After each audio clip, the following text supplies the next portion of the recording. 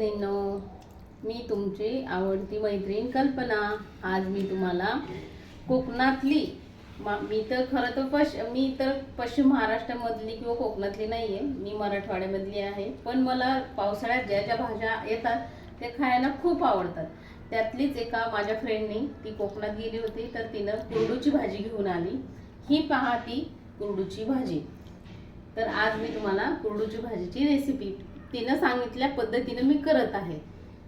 चला आपण रेसिपीला स्टार्ट करूया। रेसिपीसाठी कुरडूची भाजी घेतली, 2-3 पाण्यात धुवून स्वच्छ करून, नंतर लसूण, जिरे, मिरची, मीठ आणि तेल। चला, मी तव्यामध्ये करते किंवा कढईत करते, पण शक्यतो तव्यामध्येच मला थोडी भाजी असेल की मी तव्यामधली भाजी खूप आवडते बनवायला। हो, तर आता तेल गरम होऊस्तर वाट पाहायची आणि तेल गरम झाल्यानंतर त्याच्यात जिरे टाकायचे। जिरे टाकते।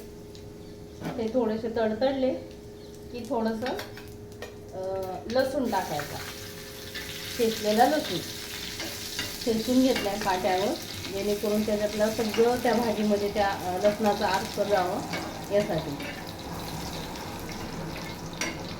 आणि हे हिरवी मिरची कट करून घेतली, हिरवी मिरची।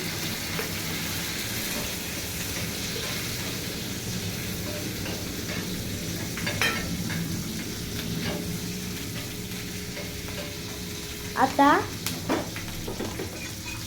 थोडंसं त्याला लालसर होऊ द्यावं, थोडीशी मिरची होऊ द्यावी आणि मग त्याच्यात टाकावं भाजी टाकून। चला आपण आता भाजी टाकू।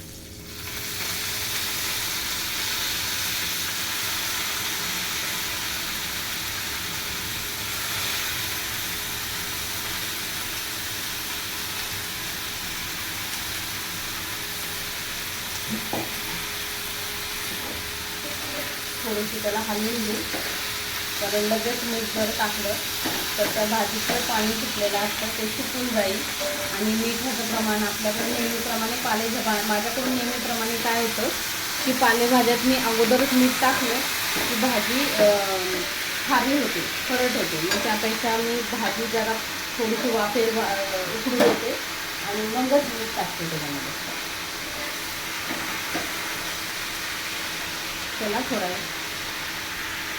चला आपण थोडा वेळ, तुम्हाला सांगितलं नाही मग अशी भाजीवर थोडा वेळ झाकण ठेवलं, जेणेकरून थोडंसं त्याला पाणी सुटेल आणि त्याच्या अंगच्याच पाण्यामध्ये ती भाजी वाफवून मिळेल।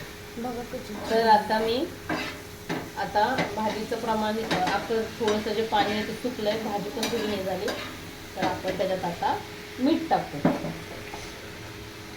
किती चमचा? थोडंसं जेवढी भाजी गरज आहे तेवढंच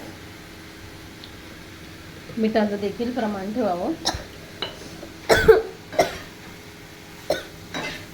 मी पहिल्यांदाच खाणार आहे, त्यामुळे मी माझा अनुभव तुम्हाला नक्की शेअर करेन की मी ही भाजी माझ्या आयुष्यामध्ये प्रथमच खात आहे म्हणून।